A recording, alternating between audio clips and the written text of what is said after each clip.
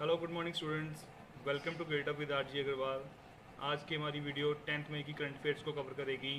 जो भी student competitive exam की तैयारी कर रहा है या फिर जो भी पर्सन अपनी नॉलेज बनाने के लिए न्यूज़ पढ़ना चाहता है, उनके लिए आज की 6 मेजर न्यूज़ लेकर आया हूँ।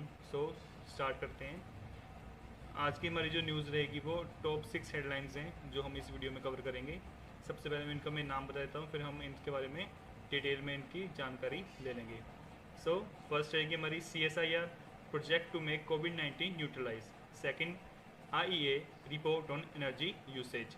Third, AIIB approved $500 million to India.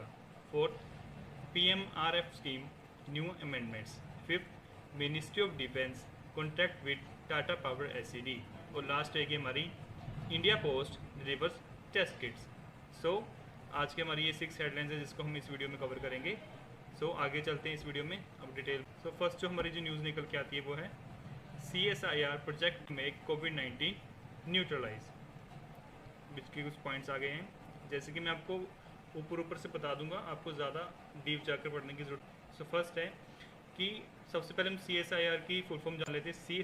CSIR की फुल फॉर्म होगी council of scientific and industrial research. Council of scientific and industrial research. अभी एक ऐसी, मैं कह सकता हूँ कि काउंसिल या फिर ऐसे एजेंसी है जो कि साइंस के रिलेटेड न्यू रिसर्चेस करती है ताकि इंडिया में जो भी प्रॉब्लम्स आ रही है उसको सोल्व कर सके। अभी इसने क्या किया, एक इनिशिएटिव, एक प्रोजेक्ट स्टार्ट किया जिसका नाम था NMITLI, जिसकी फुल फॉर्म थी new millennium Indian technology leadership initiative. अभी इसमें ये क्या कर रहे हैं, जैसे हम जानते हैं कि हमारा भारत देश कोविड-19 की डिसीज़ से बहुत ही ज़्यादा सफ़र कर रहा है। इसको ठीक करने के लिए CSIR ने एक न्यू टेक्निक अपनाने की कोशिश की है जिसका नाम है HMABS। इसको क्या बोलते हैं, ह्यूमन मोनोक्लोनल एंटीबॉडीज़।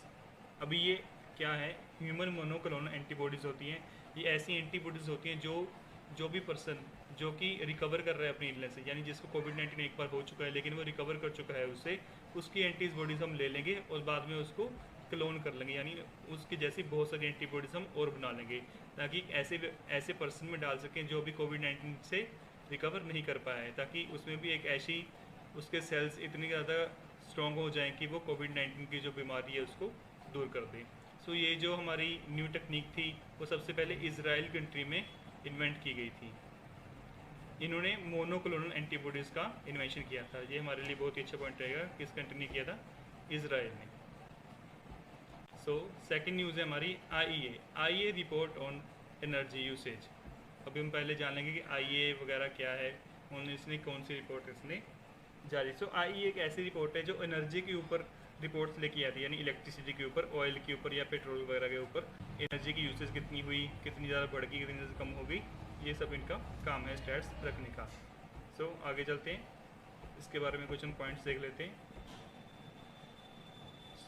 अब ये रिपोर्ट क्या कह रही है, IEA जो रिपोर्ट निकाली है उन्होंने कहा है कि the daily electricity demand has been reduced by 15%। मतलब जो डेली इलेक्ट्रिसिटी की डिमांड थी अभी 15% से कम हो गई है।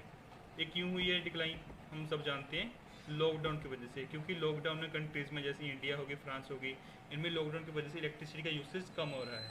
ये इलेक्ट्रिसिटी वो नहीं जो हम घर पे यूज़ कर रहे हैं, इलेक्ट्रिसिटी वो भी है जो इंडस्ट्रीज़ में यूज़ होती है। इंडस्ट्रीज़ तो सारी बंद हैं, इसलिए इलेक्ट्रिसिटी की डिमांड भी कम हो गई है। ये जो रिपोर्ट थी वो इंडिया से डाटा लिया गया और 29 अदर कंट्री से भी डाटा लिया गया है।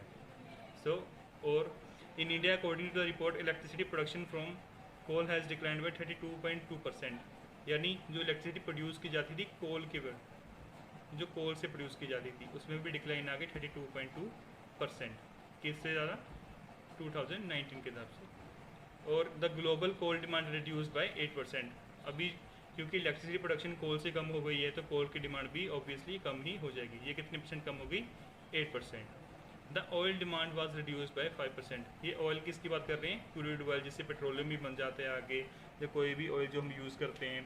इसमें भी यूसेज में रिडक्शन आ गई कितनी, 5%। क्यों, due to decline of aviation and transport sector. Aviation यानी जो प्लेन वगैरह होते हैं और ट्रांसपोर्ट जो हमारी गाड़ियाँ, ये दोनों ही बंद हैं, ट्रांसपोर्टेशन बिल्कुल ही बंद है, इसलिए ऑयल का यूज़ भी कम हो रहा है। सो नेक्स्ट न्यूज़ पे चलते हैं हम। नेक्स्ट न्यूज़ हमारी रहेगी बैंक के ऊपर। AIIB approve $500 million to India. इसके कुछ पॉइंट जान लेते हैं हम।